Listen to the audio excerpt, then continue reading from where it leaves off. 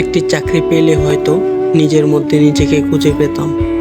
বাবার চামড়ার সাথে মিশে যাওয়া শার্টটি হয়তো আমার চাকরির অপেক্ষায় রয়েছে। সংসার তো সম্পদে পরিপূর্ণ নয়, তাহলে মায়ের মুখে আবদার কেন নেই? মায়ের আবদারও বুঝি ছেলের একটি চাকরির অপেক্ষায় আছে।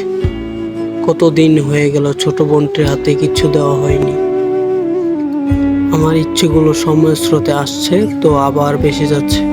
হয়তো ছোঁয়ার সাধ্য নেই আমার, তাই ইচ্ছেরও জানা হয়ে গেছে। দিনের আলো থেকে লুকিয়ে রাত জাগি ওই চাঁদের আলোর জন্য। অপেক্ষা আমার, কবে আমি উজ্জ্বল হব ওই চাঁদের মতো। আমার চারপাশটাও যে অন্ধকারে আচ্ছন্ন। একটি চাকরি যেন জীবনের মূল লক্ষ্য হয়ে দাঁড়ালো। অথচ জীবন কতই না রঙিন ছিল। জীবনটা যদি ভাঙা খেলনার মতো হতো। একটা বাংলো তো নতুন আর একটা পেলাম, কিন্তু তা নয়। এই জীবনের কখনো মেরামত হয় না। চাকরিটা পেয়ে গেলে হয়তো জীবনকে বড় একটা নমস্কার দিয়ে বলতাম, তোমার থেকে অনেক কিছু দেখেছি, বহুরূপী মানুষ দেখেছি, বিপদের হাত দেখেছি, মায়ের শীতল চোখের জল দেখেছি, বাবার গামে ভিজা শার্ট দেখেছি। শুধু দেখা হয়নি কারো মায়া, পাইনি কারো ভালোবাসা।